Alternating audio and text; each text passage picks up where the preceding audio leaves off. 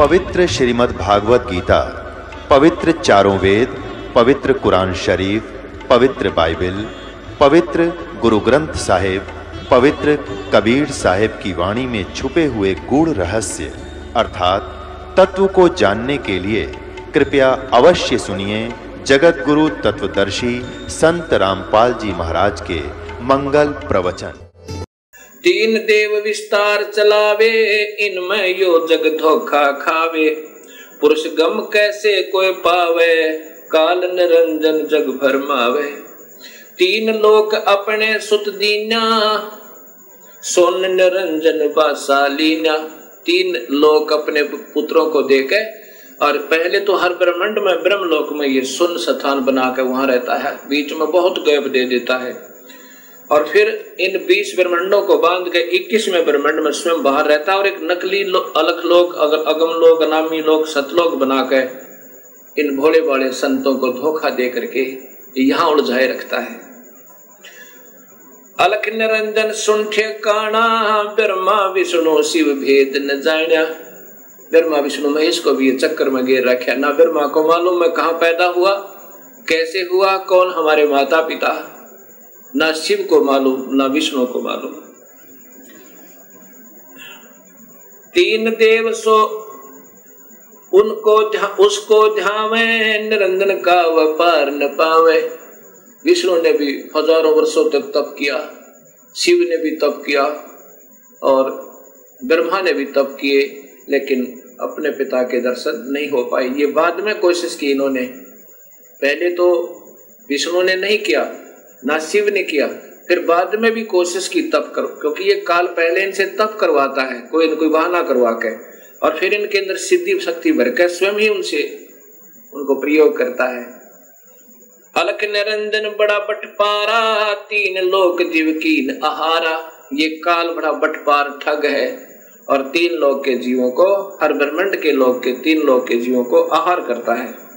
ये देवताओं को भी नहीं बख्शता, अपने पुत्रों को भी खाता है। जब इनका समय पूर्ण हो जाएगा, ब्रह्मा का, विष्णु का, शिव का, इनको भी, ये भी मरेंगे, और फिर इनको भी तपस्या पर भूनेगा, फिर 84 लाख में डाल देगा, और फिर नए ब्रह्मा विष्णु महेश पैदा करके उनको अचेत रखता है। और फिर ऐसे ब्रह्मा को कमल के फूल पर, विष्णु को शेष सैया पर, शिव को कि तो कैलाश पर्वत पर धर देगा, और फिर ये नए चक्कर में पड़े रहेंगे बेचारे। वो पुण्यात्माएं जिन्होंने सारे जीवन में शुभ कर्म किए, वेद अनुसार साधनाएं की, उनको फिर ऐसे अपने पुत्रों के रूप में, परमात्मा रूप में पैदा कर देता है। ब्रह्मा विष्णु शिव नहीं बचाए, सकल खाए पुन धूर उड़ाए। तिनके सुत है तीनों देवा, ये अंधे जीव करते हैं सेवा। उस काल के ये तीन बेटे हैं, और इन तीनों देवता ब्रह्मा विष्णु महेश, रजगुण ब्रह्मा, सदगुण विष्णु, तमगुण शिव की ही पूजा में ये भोली आत्मा धोखा खा रही है। किसके सुत हैं तीनों देवा, काल के बेटे हैं तीनों देवा ब्रह्मा विष्णु महेश। अंधे जीव करते हैं सेवा, ये अंधे बेचारे जिन्हें कुछ भी नहीं ज्ञान, भोली आत्माओं ने ऐसे उनको गुरु मिल गए, उनसे भी अंधे, इसलिए इनकी पूजा में लगे हुए हैं। परम पुरुष का हो ना चीन्या, काल पाए सभी गैलीन्या। ब्रह्म काल सकल जग जाने, आद ब्रह्म को कोई ना पहचाने। तीनों देव और अवतारा, ताको बजय सकल संसारा। तीनों देवता और ब्रह्मा विष्णु महेश को, और इन्हीं के अवतारों को सारा संसार बज रहा है, जिससे ये पार नहीं हो पा रहे, और ना ही कोई संसारिक सुख सुविधाएं प्राप्त हो रही। तीनों गुण का ये विस्तारा, धर्मदास मैं कहूँ पुकारा। ये तीनों गुण, रजगुण ब्रह्मा, सतगुण विष्णु, तमगुण शिव जी का ही ये प्रसार है, या इनका ही ये फैलाव है। गुण तीनों की भक्ति में, बोल पड़ो संसारे। कह कबीर निज नाम बिना, कैसे उतरे पारी। अब उन्हीं के प्यारी आत्मा, कबीर साहब की प्यारी आत्मा गरीबदास जी महाराज अपनी आंखों देखकर कबीर साहब की शक्ति से सतलोक और बाकी के सब ब्रह्मांडों को, तो इस काल के दुष्कर्म को कैसे जीव को पीड़ित कर रहा है, कैसे धोखा देता है, तब ये बता रहे हैं। अब गीता जी के 7वें अध्याय के अंदर 12 से 15 और 20 से 23 तक। काल तो ब्रह्म तो कहता है कि इन तीनों गुणों ने ब्रह्मा विष्णु महेश ने सबकी बुद्धि भ्रष्ट कर रखी है, और जिनने ब्रह्मा विष्णु महेश के तीनों गुणों के द्वारा जिनका ज्ञान हरा जा चुका है, वो राक्षस स्वभाव को धारण करने किए हुए राक्षस स्वभाव वाले व्यक्ति, दुष्कर्म करने वाले नीच व्यक्ति, वो मूढ़ कहते मेरी पूजा नहीं करते, ब्रह्म की पूजा नहीं करते। अब काल ने तो छोड़ दिया कि ये तीनों गुण ही तुम्हें फंसा रहे हैं। जैसे गीता जी के अध्याय नंबर 14 के और श्लोक नंबर 5 में कहा कि प्रकृति से उत्पन्न ये तीनों गुण, रजगुण ब्रह्मा, सतगुण विष्णु, तम गुण शिव जी, इन जीवात्माओं को फंसा कर रखते हैं। और फिर 15वें अध्याय के प्रथम श्लोक में और द्वितीय में लिखा है कि ये उल्टा लटका हुआ संसार रूपी वृक्ष है अर्जुन, इसके ऊपर को जड़े हैं नीचे को 3 गुणों वाली ये विषय विकारों की, रजगुण ब्रह्मा, सतगुण विष्णु, तम गुण शिव जी रूपी ये शाखाएं फैली हुई हैं तीनों लोकों में, और यही इस जीवात्मा को कर्मों के बंधन में बांधने की मूल कारण, अर्थात ये फंसाए रखती है ब्रह्मा विष्णु महेश ये तीनों गुण। ये तो ब्रह्म कहता है। अब कबीर साहब के शिष्य अर्थात वो आत्मा गरीबदास जी, उनकी प्यारी आत्मा अर्थात स्वयं कबीर साहब ही समझो, क्योंकि उन्होंने अपने उस पुण्यात्मा को गरीबदास जी को ये सब ब्रह्मांड के सारी रचना और उनका सब जहां पर जो कुछ हो रहा है वो दिखाया। अब गरीबदास जी ने फिर क्या बताया कि ऐसा नहीं है, ये अकेला ये तीनों दोषी नहीं है ब्रह्मा विष्णु महेश, ये तो मूल जड़ तो काल है। इन पांचों ने, माया ने, ज्योति निरंजन ने, काल ने और ब्रह्मा विष्णु महेश ने कुल मिलाकर सारे ने ही तुम्हें फंसा रखा है। ब्रह्मा विष्णु महेश्वर माया और धर्मराया कहिए, इन पांचों मिल पर पंच बनाया, वाणी हमरी लइये। कबीर साहब समझो, गरीबदास समझो, कह रहे हैं कि इन ब्रह्मा विष्णु महेश और माया प्रकृति और ज्योति धर्मराय योग काल ने, इन सब ने पांचों ने मिलकर ये प्रपंच बना रखा है। हमारी वाणी लेना, हम जो कह रहे हैं उसको विचार करना, उसको ध्यान से सुनना, लेना माने इशारा पकड़ लेना हमारा, हम क्या कहना चाहते हैं। इन पांचों मिल जीव अटकाए, युगन युगन हम आन छुटाए। इन पांचों ने मिलकर जीव फंसा रखे हैं, युगों युगों में आकर हमने सत्य ज्ञान दे करके अपनी प्यारी आत्माओं को अपने चरणों में लिया और उनका फिर काल से छुटकारा करवाया।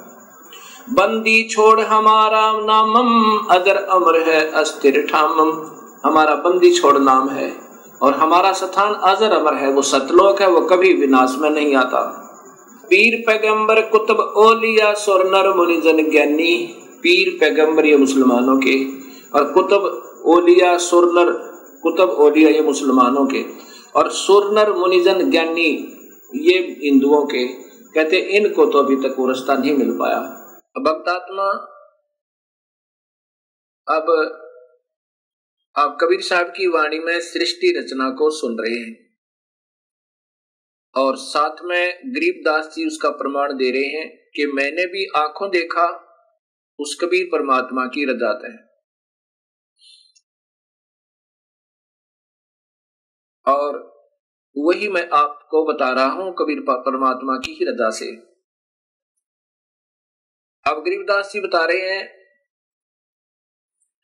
पीर पैगंबर कुतुब ओलिया सुर नर मुनिजन ज्ञानी, इत्या को तोरा ना पाया चमके बंधे प्राणी।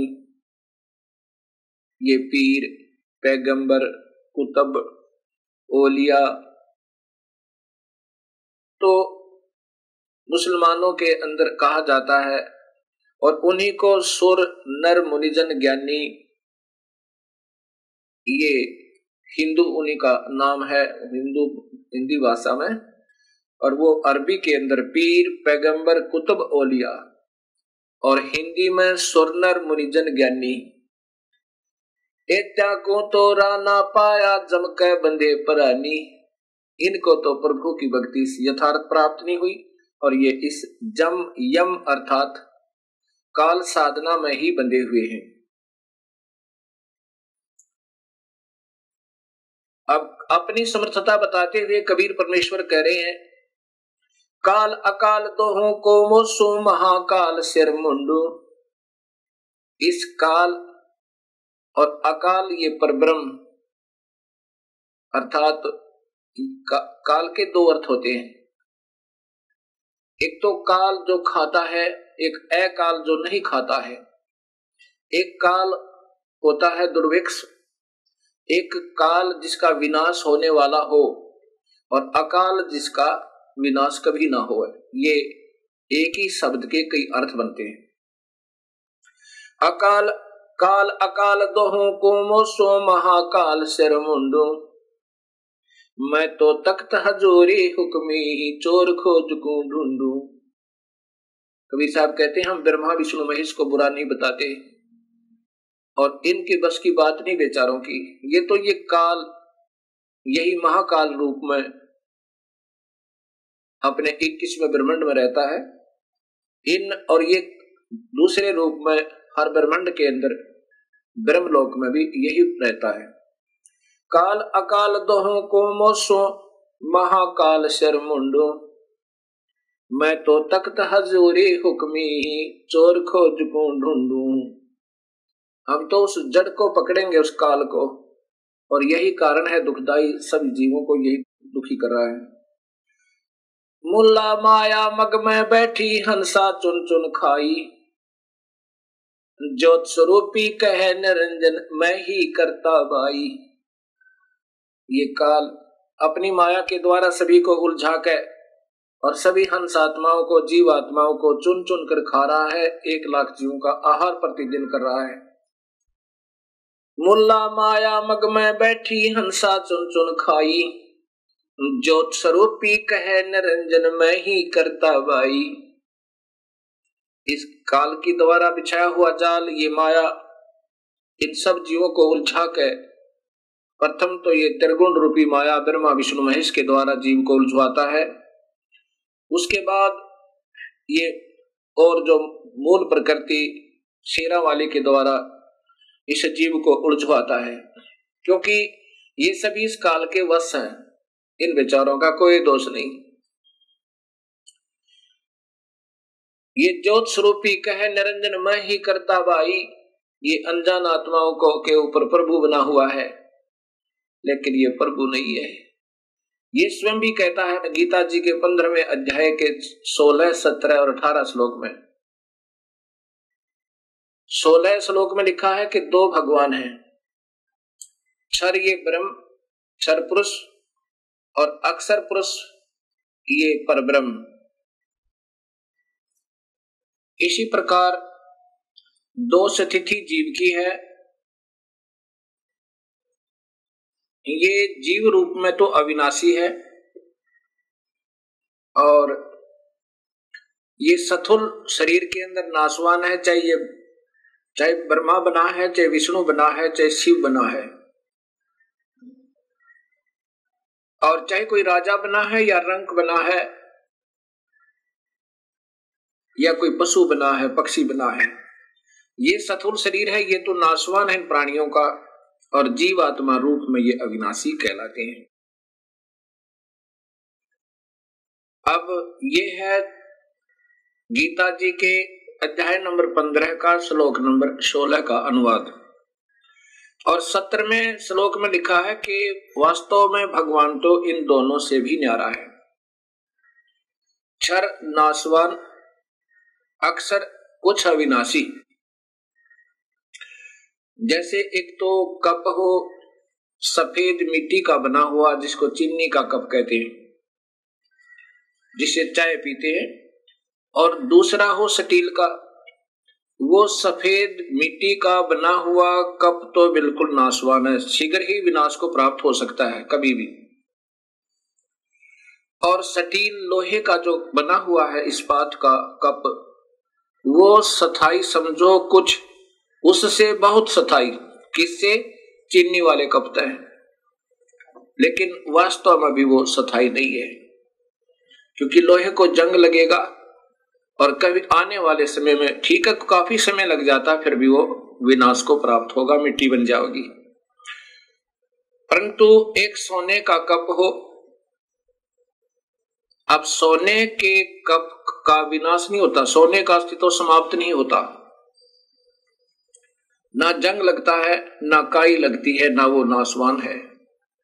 ऐसे ही 3 परमात्माओं का जिक्र गीता जी कर रही है और जो कि सत्य है। और वही परमात्मा जो वास्तव में भगवान कोई और है, और वही अविनाशी परमेश्वर वास्तव में अविनाशी है, वही तीनों लोकों में प्रवेश करके सबका धारण और पोषण करता है। अब जैसे 15वें अध्याय के गीता जी के ही प्रथम और द्वितीय श्लोक में लिखा है कि उल्टा लटका हुआ ये वृक्ष है अर्जुन, इसकी ऊपर को जड़ है, नीचे को ये टहनियां हैं, तीनों गुण रूपी रजगुण ब्रह्मा, सतगुण विष्णु, तमगुण शिव जी। और वही सबका पालन करता है, पालन पोषण करता है, जो मूल परमात्मा है, जो पूर्ण ब्रह्म है, जो वास्तव में अन्य भगवान है। ये एक संसार रूपी वृक्ष का उदाहरण समझो। ये ऊपर उल्टा लटका हुआ एक वृक्ष, जिसकी ऊपर को जड़ है, नीचे को ये शाखाएं और ये तना, मोटी डार आदि हैं।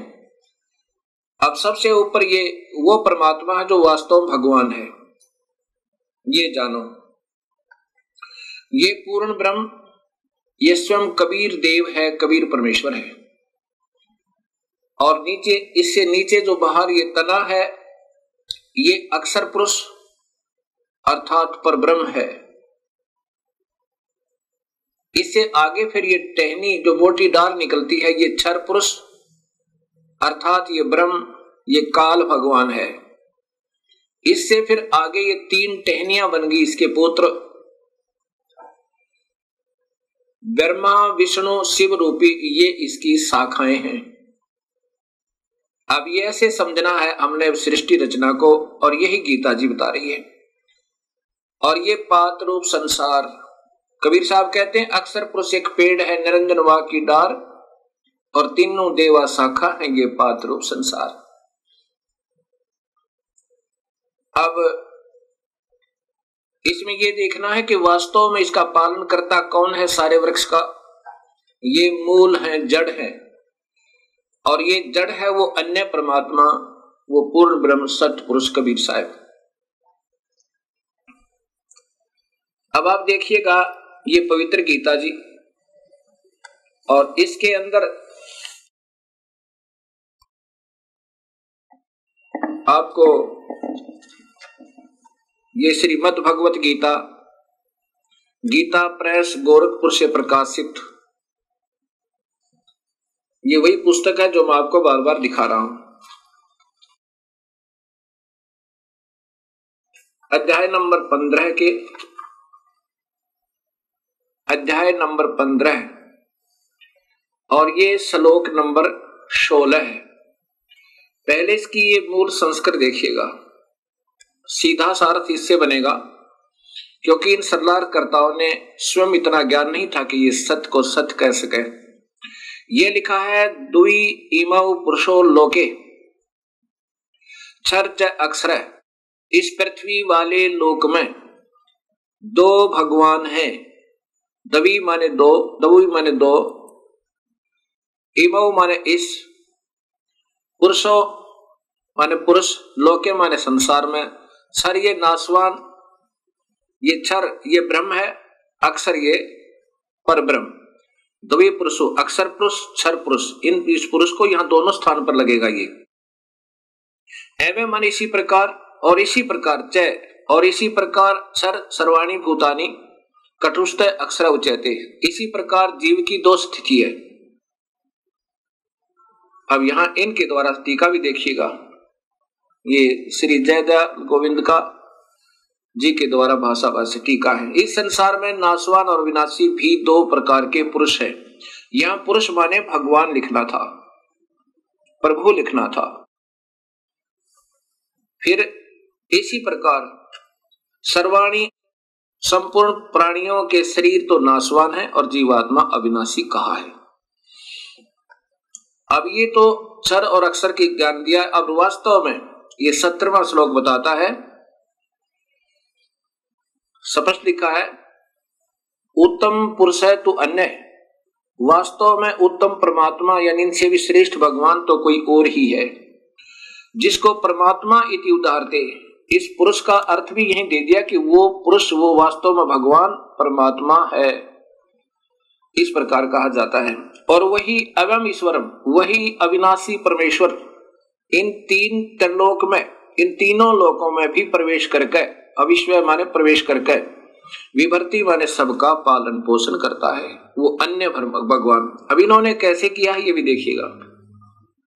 उत्तम पुरुष है तो अन्य ही है, इन्होंने भी स्पष्ट करने की कोशिश की है, यहां भगवान लिखना चाहिए था। उत्तम भगवान तो कोई अन्य है, प्रभु तो कोई अन्य है, तो तीनों लोकों में प्रवेश करके सबका पोषण का धारण पोषण करता है, अविनाशी परमेश्वर परमात्मा, इस प्रकार कहा गया है। अब यहां सिद्ध कर दिया कि वही पुरुष यानी परमात्मा, उसी को परमात्मा भी कहते हैं, वही वास्तव में भगवान है। अब ये सिद्ध करना चाहता है दास ने कि गीता बता रही है कि परमात्मा कोई और है, ये स्वयं काल बोल रहा है गीता जी में, ये ब्रह्म बोल रहा है। अब 18वें श्लोक में स्पष्ट है, ये स्वयं काल भगवान कह रहा है कि क्योंकि मैं, यहां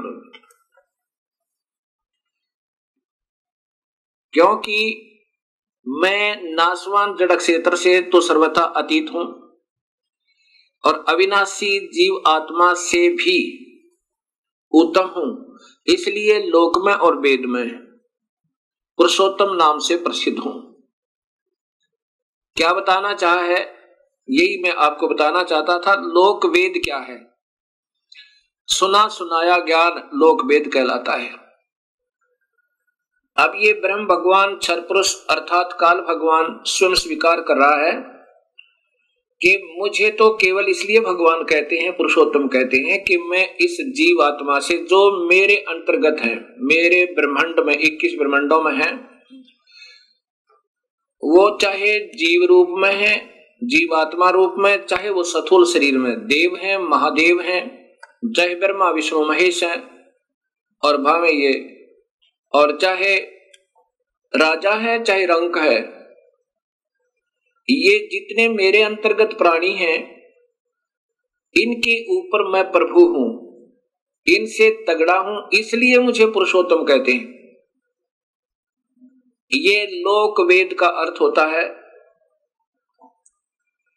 लोक वेद का अर्थ होता है कि सुने सुनाई कथाओं के आधार पर, जैसे किसी क्षेत्र में किसी की पूजा है, किसी क्षेत्र में किसी देव की पूजा है, कोई किसी प्रकार साधना कर रहा है, कोई किसी प्रकार साधना कर रहा है, इन साधनाओं को लोक वेद कहते हैं, जो शास्त्रों के विरुद्ध है,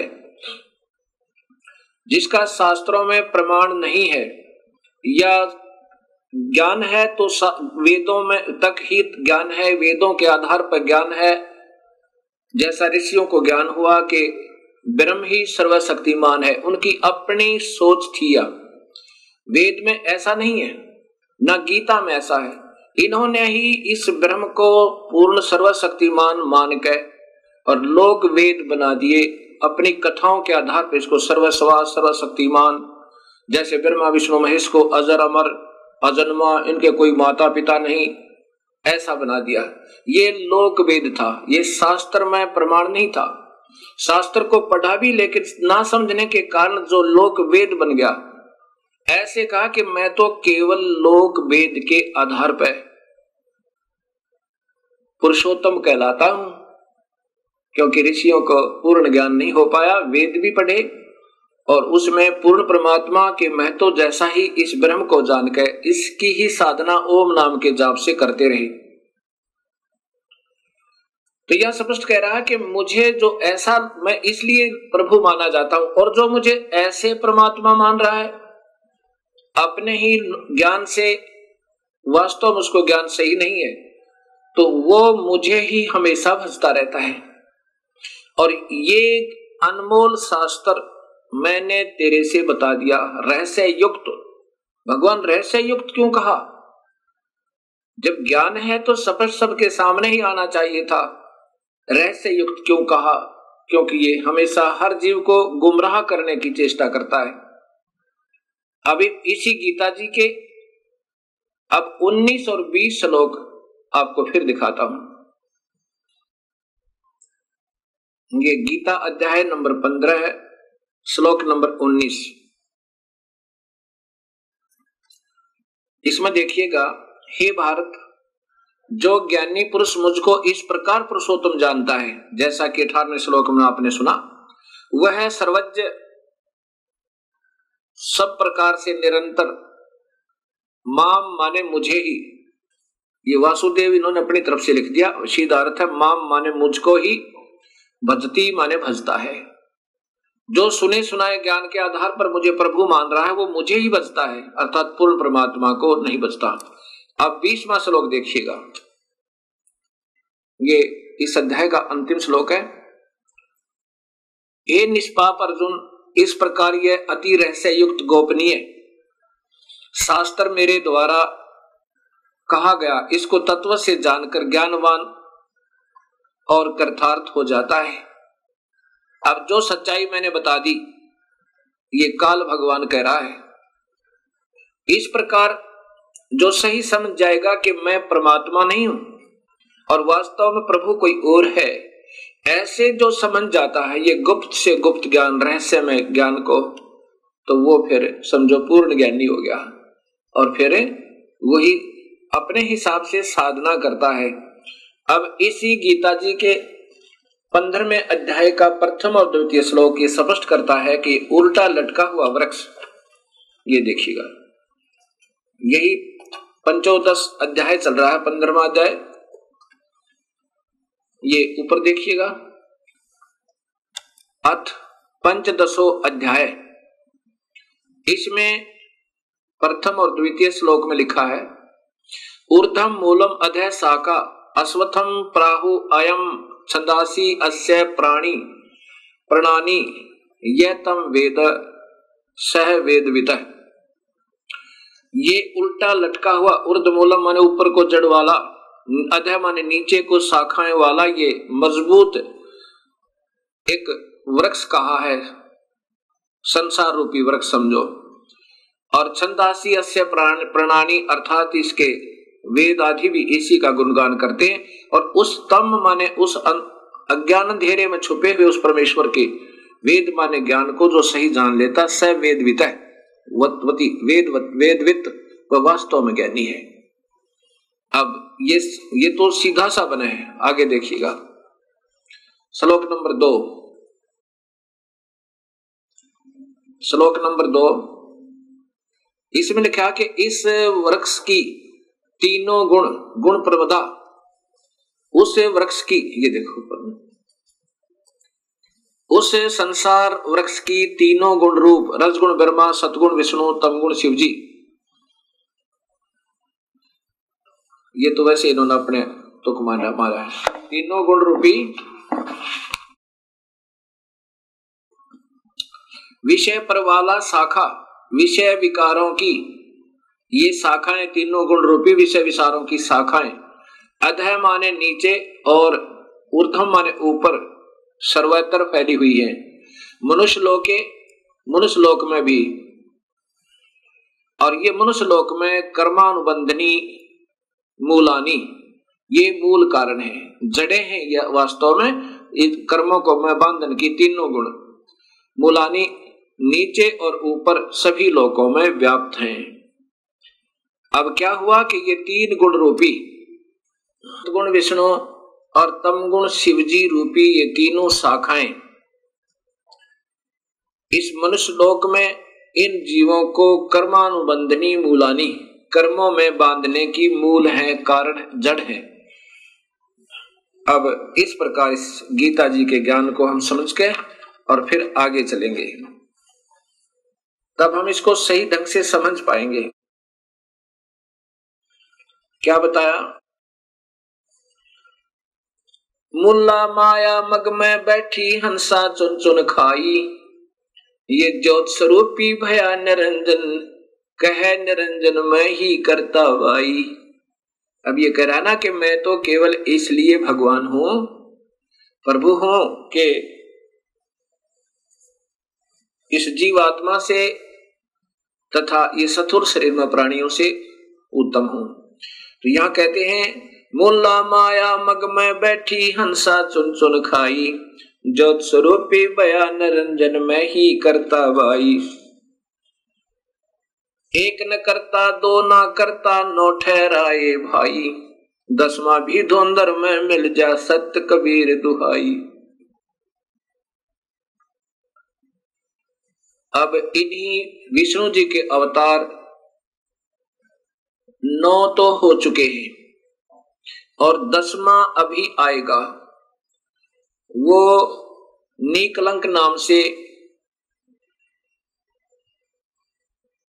विष्णुदत्त शर्मा के घर पर संभल नगरी में अवतार लेगा। एंड ऑफ द कलयुग, कलयुग के अंत में उसमें सभी प्राणी मांसाहारी, कर्तघनी और भक्तिहीन हो जाएंगे। उसमें मनुष्य की आयु 20 वर्ष की होगी, स्त्री और पुरुष की, जिसमें से 5 खंड होंगे। खंड का मतलब है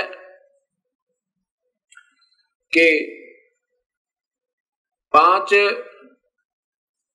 वर्ष, जैसे आजकल 100 वर्ष की आयु मानते हैं, तो 75 में 80 में आम व्यक्ति की मृत्यु हो जाती है।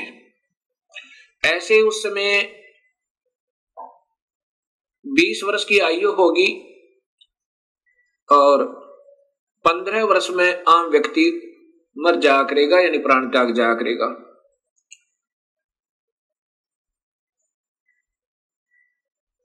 उसमें 5 वर्ष की लड़की के बच्चे उत्पन्न होने प्रारंभ हो जाएंगे और कुल कद जो है, हाइट मानव की ज्यादा से ज्यादा 1.5 या 2 फुट होगी। ऐसे बिल बना करके रहा करेंगे, सब मांसाहारी होंगे। उसमें पृथ्वी के अंदर उपजाऊ अंश नहीं रहेगा। उन कृतघ्नी प्राणियों को समाप्त करने के लिए ये काल अपना ही कोई वहां गण, जैसे 10वां अवतार कौन आएगा, ये राजा हरिश्चंद्र जो कलयुग में बड़े महान पुरुष हुए हैं, उन्होंने प्रभु के लिए अपने बच्चों को भी बेच दिया, अपनी पत्नी को भी बेच डाला, लेकिन अपना सत्य नहीं हारा। इस प्रकार अब वो उस समय की हुई अच्छी साधना के आधार पर स्वर्ग में है और फिर स्वर्ग भोग गए। उसी को फिर ये 10वां अवतार बना गए, ये काल भेजेगा, फिर उसके कर्म बिगड़वा देगा। यहां पर वो सबको खत्म करेगा। जैसे परशुराम जी ने अक्षत्रियों को काट डाला, उसको शक्ति दे दी काल ने। और ऐसे ही महाभारत का जब युद्ध करवाना था, अर्जुन को शक्ति दे दी काल ने, और जब वो अनर्थ हो लिया फिर वो छीन ली और फिर वो अर्जुन बिल्लों ने पीटा और वो गांडीव धनुष नहीं चला उससे। तब वो स्वयं अर्जुन कहता है कि मेरे को भगवान कृष्ण ने छल लिया, युद्ध करवाना था तब तो शक्ति दे दी, अब मेरे से ये धनुष नहीं चल रहा। अर्जुन कहता है कि बड़ा छलिया है, लेकिन कबीर साहब कहते हैं कि भगवान कृष्ण छलिया नहीं है, वो नहीं चाहते ऐसा जुल्म करवाना। ये तो सब खेल काल खेल रहा है और ये ब्रह्मा विष्णु महेश और इन्हीं के अवतार बनाकर वो काल इन सबको नचा रहा है। उसके पास रिमोट कंट्रोल है सबका। ये तो खिलौने हैं उस काल के सामने। वो 1000 भुजा का है, वो काल भगवान ब्रह्म, और ये ब्रह्मा विष्णु महेश केवल 4 भुजा के। और ये इनकी मां जो है अष्टंगी शेरा वाली दुर्गा, ये 8 भुजा की। अब ये देखना, एक तो 1000 हॉर्स पावर की मोटर हो और एक 4 हॉर्स पावर की हो, एक 16 कला के हो, 16 हॉर्स पावर की मोटर हो और एक 1000 कला की यानी पावर हॉर्स पावर की हो, कितना अंतर होता है। ऐसा ही इन सब के अंदर भिन्नता है। तो इस प्रकार ये काल सभी को नचा रहा है। और वो 10वां जो अवतार आएगा राजा हरिश्चंद्र, यहां इन सब कर्तघ्नी प्राणियों को मार डालेगा। और वहां जितनी हत्या वो करेगा उसके पाप कर्मों को उसकी ही अकाउंट में लिख दिया जाएगा। और जब ये अवतार यहाँ अपना 10वां पूरा कार्य करके चला जाएगा या उछल कूद के, फिर इसको नरक में ठोका जाएगा जब इसके पुण्य अक्षीण हो जाएंगे। ऐसे ये काल सबको धोखा देके अस्थायी सुख दिखा के इन सबको नचा रहा है, ऐसा कबीर परमेश्वर बताना चाहते हैं। 88 दीप मुनीश्वर बंदे मुल्ला डोरी, इस काल की ही माया के अंदर फंसे हुए हैं। कौन कौन? 88,000 ऋषि और 33 करोड़ देवता, 9 नाथ 84 सिद्ध, और ये ब्रह्मा विष्णु महेश जैसी पुण्यात्मा भी ये काल की ही डोर के बंधे हुए हैं, इनसे बाहर नहीं है। 88 दीप मुनीश्वर बंदे मुल्ला डोरी, इतम जम का तलबाना चलियो पुरुष किशोरी। इन इतनों में तो 21 ब्रह्मांड में तो काल ही का तलबाना अर्थात हुक्म चलता है। मुल्ला का तो माथा दागू सत की मोर करूंगा, पुरुष दीप को हंस ले जाऊं दरा न रोकने दूंगा। अब कबीर परमेश्वर कहते हैं कि इस काल की मुल्ला माया अर्थात सब माया को मैं काट दूंगा और अपने हंस को सतलोक में पुरुष दीप में पूर्ण परमात्मा वाले लोक में ले जाऊंगा। रास्ता नहीं रोकने दूंगा, मैं साथ रहूंगा अपनी पुण्यात्मा के, जो सत भक्ति मेरे पूरे हंस से पूरे संत का नाम लेकर के और वही 3 मंत्रों के जाप से विधिवत साधना अंतिम श्वास तक करता रहेगा। हम तो बंदी छोड़ कहां धर्म राय है चकवे, सतलोक की सकल सुनावा वाणी हमारी अखवे। 14 भवन गवन है मेरा जल थल में सर्वंगी, खालक खलक खलक में खालक अवगत अचल अवंगी। अगर अलील चक्र है मेरा जहां से हम चल आए, पांचों पर परवाना मेरा ये बंद छुटावन दाए। इन पांचों के ऊपर मेरा तलबाना मेरा हुक्म चलता है। ब्रह्मा विष्णु महेश और माया और इस काल के ऊपर ज्योति निरंजन के ऊपर कबीर परमेश्वर कहते हैं कि मेरा हुक्म चलता है। अगर अलील चक्र है मेरा जहां से हम चल आए, सतलोक से हम आए हैं, और पांचों पर परवाना मेरा बंद छुटावन दाए। जहां ओंकार निरंजन नाई ब्रह्मा विष्णु वेद न जाई, जहां वेदों के आधार पर साधना करने वाले वहां नहीं जा सकते और ना ही ये ब्रह्मा विष्णु महेश जा सकते। जहां ओंकार निरंजन नाही ब्रह्मा विष्णु वेद न जाही, जहां करता ने जान भगवाना काया माया पिंड ने पराना। 5 तत्व गुण तीनों गुण नाही, जहां काल द्वीप और नहीं झाई। अमर करूं सतलोक पठाऊं ताते बंदी छोड़ कहाऊं। बंदी छोड़ बंधन छुटवाने वाला, पाप कर्मों को काटने वाला वो कबीर परमेश्वर कहता है कि अमर करूं, ऐसे लोक में ले जाऊं ये सत सार नाम और सत नाम देकर, वहां से फिर तेरा मरण नहीं होगा। अमर करूं और सतलोक पठाऊं, सतलोक ले जाऊं भेज दूं, इसलिए मैं बंदी छोड़ कहलाता हूं, ताते बंदी छोड़ कहूं। जैसे यजुर्वेद के 5वें अध्याय के 32 श्लोक में स्पष्ट लिखा है कि वो कबीर परमेश्वर है जो इस काल की बंधन से छुटवाता है और वो आकार में है। अब कबीर साहब कह रहे हैं कि अमर करूं सतलोक पठाऊं ताते बंदी छोड़ कहाऊं। बंदी छोड़ का अर्थ होता है बंधन से छुटवाने वाला, काल की कारागार से छुटवाने वाला। अब ऋग्वेद आपको बताएगा कि वो बंदी छोड़ कौन है, ये आपके यजुर्वेद बताएगा। ये यजुर्वेद आपको दिखाते हैं।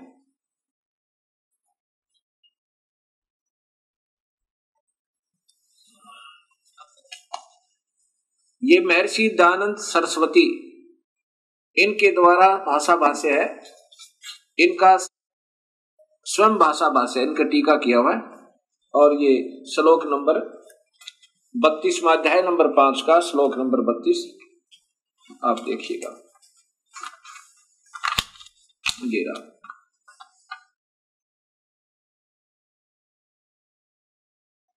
ये देखिएगा, ये है श्लोक नंबर 32 अध्याय नंबर 5 पंचमो अध्याय और श्लोक नंबर 32। ये देखिएगा, ये है उसी गसी कबीर अंगारी असी बम्बारी माने बंधनों का शत्रु, अवसरोसी दो वसवान सुधन्यो रसी मार जालिये सम्राट असी कृषाणु प्रसिद्धो असी पवमानो नभोसी प्रतका मृष्टासी अवसूदन है रथ धामा असी सवर ज्योति। अब इन्हीं के द्वारा, महर्षि जी के द्वारा ही इनके शब्दों में सुनिए पहले तो। हे जगदीश्वर, जिस कारण आप उशिक माने कांतिमान, असी माने है, अंगहारी माने खोटे चलन वाले जीवों के शत्रु। अंग का अर्थ होता वास्तव में पाप, वापस लेना, अंगहारी का अर्थ होता पाप, अरि माने शत्रु, अंग माने पाप, अरि माने शत्रु। पाप क्या शत्रु, पाप काटने वाले, खोटे कर्म, ये छोटे खोटे चलन नहीं, ये सीधा अर्थ है अंगारी माने पाप कर्मों को काटने वाले। कबीर, ये कबीर है, ये कबीर को यहां कबीर ही लिखना था। कबीर असी माने है, वो पाप काटने वाला कबीर है। आगे देखिए, फिर स्वयं स्वीकार करते हैं बम्बारी, बंधनों का शत्रु, बंधनों के शत्रु, वह तारादि तंतुओं के विस्तार करने वाले। ये तो इन्होंने अपना बना दिया सीधा। बम्भर माने भंवरे की तरह विषय वासनाओं के बंधन में बंधे हुए काल के जाल में। ये बम्भारी माने बंधनों के शत्रु, बम्भर माने भंवरे की तरह बंधे हुए बंधनों में, विषय वासनाओं के बंधनों में, उनको काट के इस काल की कैद से छुड़ाने वाले ये परमात्मा कबीर है। कौन है? वो कबीर है। और वो कहाँ रहता है? ये देखो, वो रत धामा, ये स्वयं कहते हैं वो सतधाम युक्त, असी माने है, वो सतलोक में रहता है। अब यहां फिर ऊपर देखना, ये मूल संस्कृत सीधा अर्थ लिखा है कि उसी गसी कबीर, ये स्पष्ट कबीर शब्द है। कबीर अंगारी असी, पाप काटने वाले कबीर हैं। और बम्बारी, बम्बारी माने बंधन, बंदी छोड़, बंधनों के शत्रु कहो या बंधन छोड़वाने वाले, बंदी छोड़ कहो, हम उनको बंदी छोड़ कहते हैं। इसलिए कबीर परमेश्वर कह रहे हैं कि अमर करूं सतलोक पठाऊं, ताते बंदी छोड़ कहाऊं। इसलिए मैं बंदी छोड़ कहलाता हूं। अमर करूं और काल के जाल से जीव को छुटवा कर सतलोक ले जाता हूं।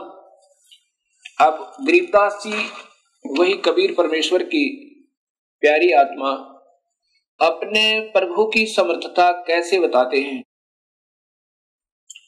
और इस काल के जाल को कैसे समझाना चाहते हैं।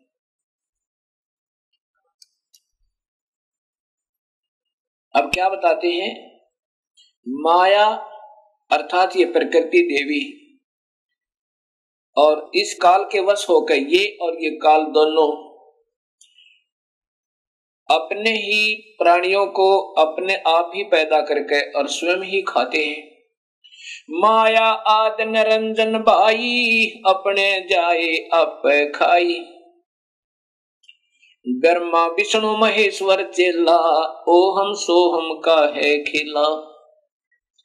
ये ब्रह्मा विष्णु महेश, ये तीनों इसी के अधीन हैं। ये बेचारे इस काल के वश हैं। और ये ओम सोहम का है खेला। ओम ये माया है और ये काया समझो, और इसमें जीव इस काया के अंदर इन्होंने फंसा रखा है। शिखर सोन में धर्म अन्यायी, जिन शक्ति डायन मैल पठाई। शिखर सुन में ये धर्म, ये काल अन्यायी कहा है कि इसने किसी को भी सत्य नहीं बता रखा, सबको धोखे में देकर रखता है। अभी आप देखिएगा ये 21 ब्रह्मांड का चित्र, ये शिखर शून्य में, यहां देखो ये 21 ब्रह्मांड का, इस काल के ब्रह्मांडों का चित्र है। ये ज्योत निरंजन काल ब्रह्म के 21 ब्रह्मांड का लघु चित्र। ये काल यहां बैठा है, ये एक महाब्रह्मांड में, इसने 4 महाब्रह्मांड बना रखे काल ने, और इसमें 5 ब्रह्मांड का एक ग्रुप बना रखा है, एक समूह बना रखा है। इनमें सभी प्राणियों को नचा रहा है, और स्वयं ये 21वें ब्रह्मांड में, स्वयं शिखर में, सबसे ऊपर चोटी में ये काल निरंजन अपने निज लोक में रहता है। और यहाँ पर ये तपस्विला है, ये सब्जियों को भून कर खाता है। ये नकली लोक बना रखे हैं इसने, सतलोक की नकल करके। और यहाँ पर वो 12 दूतों को रखता है, जहां पर अपने नकली दूत बनाकर, संत बनाकर भेजता है, जो सब शास्त्र विरुद्ध साधना बताते रहते हैं। शिखर सोन में धर्म अन्यायी, युग काल अन्यायी, जिन शक्ति डायन मैल पठाई। यहाँ पर अपनी शक्ति से, इस देवी से सभी ब्रह्मांडों में स्वयं ही एक एक ब्रह्मलोक बनाकर और वहां सबको नचा रहा है, और ब्रह्मा विष्णु महेश की उत्पत्ति करता रहता है। शिखर सोन में धर्म अन्यायी, जिन शक्ति डायन मैल पठाई। लाख गिरा से नित उठ दूती, माया आद तकत की कुती। इस काल भगवान को कबीर परमात्मा बहुत बुरे शब्दों से लताड़ रहा है कि ये नीचात्मा इन सबको धोखा देकर ले आया यहाँ पे, झूठे लालच में। अभी इनको सब झूठे लालच में ही लगा रहा है। 1.25 लाख घड़िए नत भांडे, हंसा उत्पत्ति पर ले डंडे।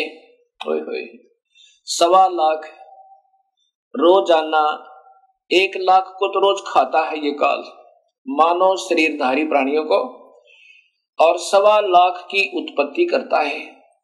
लाख गरा सैन्यत उठ दूती, माया आद तकत की कुती। यानी वहां से इसने गंदा कर्म किया, कुत्तों जैसा व्यवहार किया इस लड़की के साथ, इसलिए काल को वहां से निकाल दिया।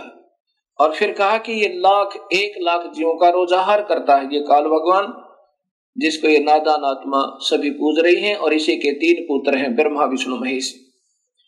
1.25 लाख घड़िए नत भांडे, हंसा उत्पत्ति पर ले डंडे। 1.25 लाख प्रतिदिन जीवों की उत्पत्ति करता है, और 1 लाख का आहार कर लेता है। ये भक्त आत्मा हंस आत्माओं को जन्म और मरण के दंड से दंडित करता रहता है। ये तीनों चेला बटपारी, सरजे पुरुषा सिरजी नारी। खोखापुर में जीव भुलाए, शोपन बिस्त बैकुंठ बनाए। इस खोखापुर में इस काल का लोक दिखा तो ये सतलोक जैसा है, यानी उसकी नकल कर रखी है। और ये सब ऊपर से कवर, खोखा माने कवर, वो तो ठीक लगता है सही ओरिजिनल माल जैसा, लेकिन अंदर माल डुप्लीकेट है। कीड़ी कुंजर और अवतारा, हरहट डोर बंधे कई बारा। ये अरहट का कुआ लोई, या गल बंधा है सब कोई।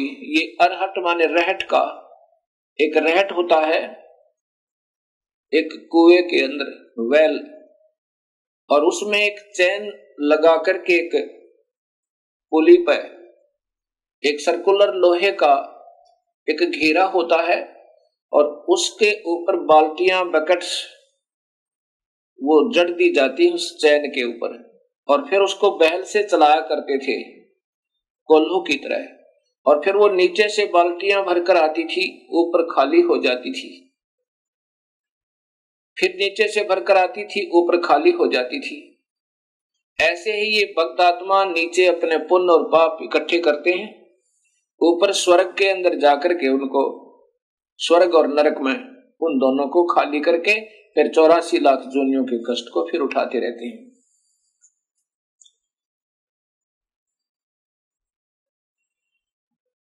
कीड़ी कुंजर और अवतारा, हर हट डोर बंधे कई बारा।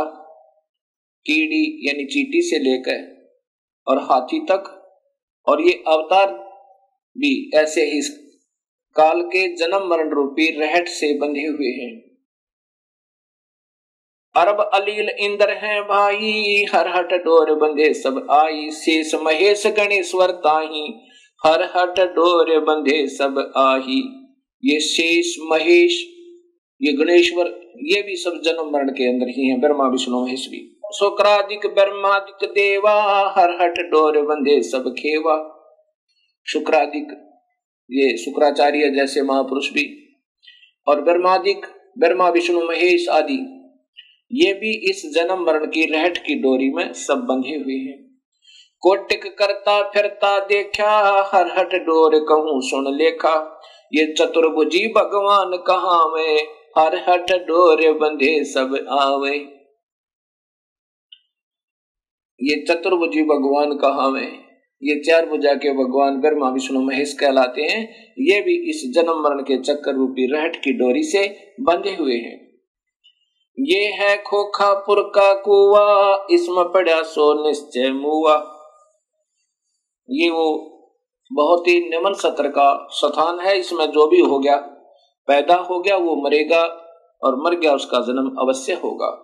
ये सृष्टि रचना कबीर परमात्मा ने स्वयं सुनाई और साथ में सभी शास्त्रों में अब काल का प्रमाण आप स्वयं देखिए गीता जी के अंदर। ये ब्रह्म काल सतपुरुष स्वयं अपने आप को कहता है कि मैं काल हूं। श्रीमद् भगवत गीता, गीता प्रेस गोरखपुर से प्रकाशित है, वही पुस्तक है ये। इसमें अध्याय नंबर 11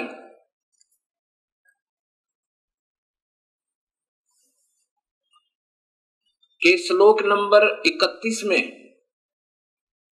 ये 32 है और 31 में अर्जुन पूछ रहा है कि मुझे हे भगवान, हे उग्र रूप वाले, जब इन्होंने विराट रूप दिखाया, 1000 भुजा का, 1000 आंखें आदि आदि, तो अर्जुन पूछ रहा है कि मुझे बतलाइए आप उग्र रूप वाले कौन हैं? हे देवों में श्रेष्ठ, आपको नमस्कार हो, प्रसन्न होइए। आधम का अर्थ होता है यम माने आदि माने पुराना, यम माने काल। हे वास्तव में काल रूप, इन्होंने आदि पुरुष लिखा। भवंत, आपको विशेष रूप से जानना चाहता हूं, क्योंकि आपकी प्रवृत्ति को नहीं जानता। अब देखो, अर्जुन पूछ रहा कि आप कौन हैं, तो स्वयं ये ब्रह्म कहता है। श्री भगवान वाच, नीचे देखिए, अर्जुन के पूछने पर श्री भगवान बोले, हे अर्जुन, मैं लोक को, ये 32वां श्लोक है, ये देखिएगा, ये 32वां श्लोक है। लोकों का नाश करने वाला बढ़ा हुआ काल हूं। ये तो बढ़ा चढ़ा के लिखते हैं, काल है, महाकाल लिख दिया। मैं काल हूं, इसमें इन लोकों को नष्ट करने के लिए प्रवृत्त हुआ हूं। हे ये जो प्रतिपक्ष की सेना में सथित योद्धा लोग हैं, ये तेरे मारे बिना भी, ये देखिएगा कि जितने ये वे सब तेरे मारे बिना भी नहीं रहेंगे, इन सब का नाश हो जाएगा। अब यहां फिर देखिएगा, ये कहते हैं कि मैं अब प्रवृत्त हुआ हूं। प्रवृत्त हुआ हूं मतलब मैं प्रकट हुआ हूं, ये स्वयं कहते हैं। फिर देखना, लोकों का विनाश करने वाला लोगों को विनाश करने वाला बना हुआ काल हूं, स्वयं स्वीकृति दे रहे हैं कि मैं काल हूं। इसमें इन लोगों को नष्ट करने के लिए प्रवृत्त हुआ हूं। अर्थात प्रवृत्त हुआ हूं क्यों कहा? क्योंकि भगवान श्री कृष्ण नहीं थे। अपनी सिद्धि से काल श्री कृष्ण जी के शरीर में प्रवेश कर गया, और जो प्रतिपक्ष की सेना में स्थित योद्धा लोग हैं, ये तेरे मारे बिना भी मैं मर जाएंगे, मैं इनको खत्म कर दूंगा। अब आप देखिएगा, ये विष्णु महापुराण, इसमें स्वयं स्वीकृति दी है कि विष्णु का अर्थात ये काल ही महाविष्णु, महाब्रह्मा, महाशिव रूप में ये डबल रोल करता है, स्वयं ही रोल करता है। गीता प्रेस गोरखपुर से प्रकाशित श्री विष्णु महापुराण, श्री विष्णु पुराण, इसके अंदर देखिए, ये संस्कृत भी साथ है, यहां से देखिएगा।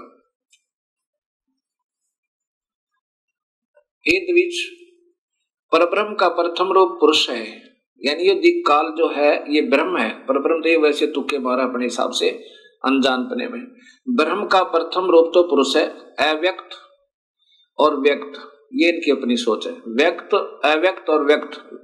अव्यक्त माने ये प्रगट आकार में नहीं आता, और व्यक्त व्यक्तिगत रूप यानी प्रगट होकर ये ब्रह्म लोक में रहता है, चतुर्भुज रूप में, महाब्रह्मा महाविष्णु रूप में, उसके अन्य रूप है। अव्यक्त माने निराकार, व्यक्त आकार। अव्यक्त ये किसी के सामने नहीं आता अपने वास्तविक काल रूप में, ये वहां 21वें ब्रह्मांड में आकार में ही रहता है। और यहाँ व्यक्त महाब्रह्मा महाविष्णु महाशिव रूप में, ब्रह्मलोक में व्यक्त रूप में, आकार रूप में रहता है, उसके अन्य रूप हैं। तथा काल उसका परम रूप है। असली रूप काल है।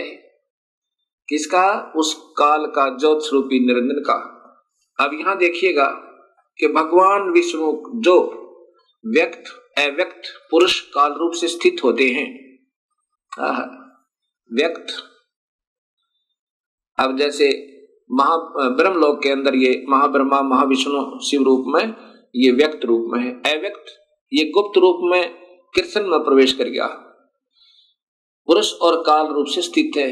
एक तो भगवान जैसा दिखे और वास्तव में ये काल है। और यहां देखिए, हे द्विज, काल रूप भगवान अनादि है, इनका अनंत नहीं है, इसलिए संसार की उत्पत्ति, स्थिति और प्रलय भी कभी नहीं रुकते। अब यहां देखिए, पुरुष के प्रकृति से पृथक सतीत हो जाने पर ये काल देवी को छोड़कर और 21वें ब्रह्मांड में चला गया। हो जाने पर विष्णु भगवान का काल रूप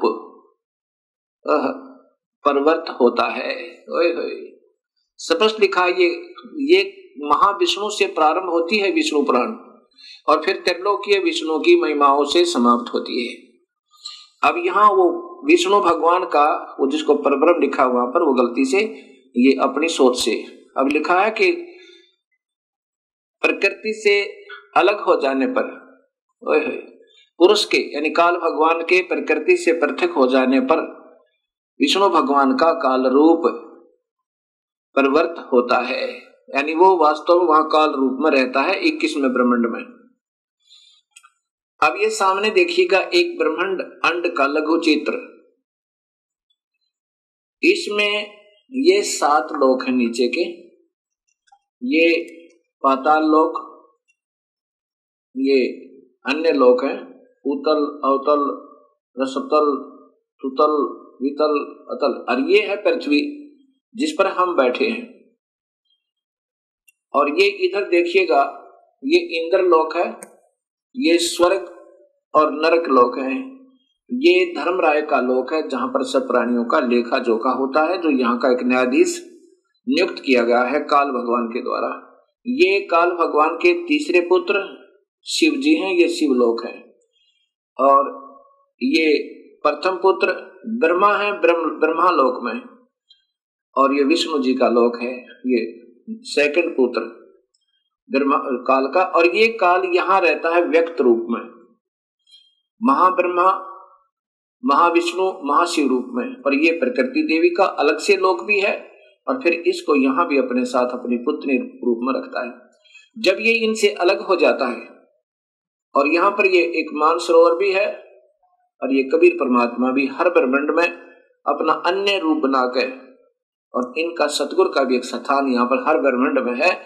जो प्राणी इनकी सत भक्ति करते हैं, अगर वो पार नहीं होते तो उनको तब तक हर ब्रह्मांड में यहाँ रखता है, और फिर जब भक्ति युग आता है तो फिर उनको दोबारा जन्म दे देता है और फिर अपने बच्चों को ढूंढ लेते हैं। अब ये एक ब्रह्मांड का चित्र है। अब 21 ब्रह्मांड का चित्र देखिए। अब यहां ये देखिए पूरा का पूरा। अब क्या कहा विष्णु पुराण में कि जब ये प्रकृति से भिन्न हो जाता है, हर ब्रह्मांड में अपने उत्पत्ति करके, ये एक ब्रह्मांड है, ये 5 महाब्रह्मांड का ग्रुप है, 5 ब्रह्मांड का, और एक महाब्रह्मांड बनाया हुआ इस काल ने।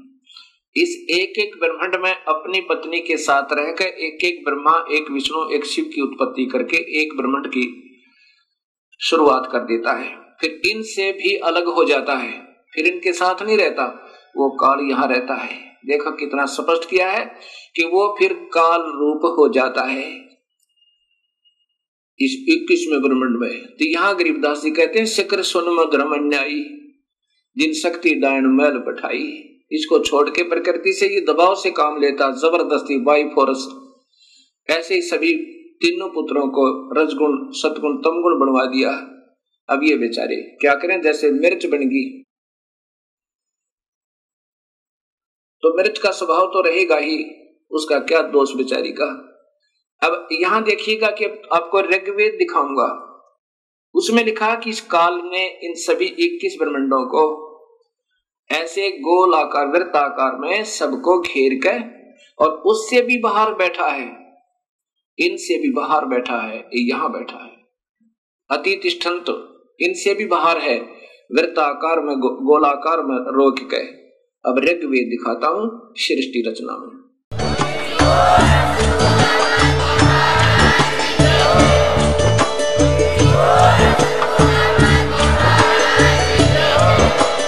आप सुन रहे थे जगत गुरु तत्वदर्शी संत रामपाल जी महाराज जी के मंगल प्रवचन। अधिक जानकारी के लिए विजिट कीजिए हमारी वेबसाइट www.jagatgururampalji.org। संत रामपाल जी महाराज जी के शुभ आशीर्वाद से पूरे विश्व भर में 500 से भी ज्यादा नाम दीक्षा केंद्र हैं, जिन पर संत रामपाल जी महाराज जी द्वारा ऑनलाइन निशुल्क नाम दीक्षा दी जा रही है। अपने नजदीकी नाम दीक्षा केंद्र का पता करने के लिए संपर्क करें 8222880541।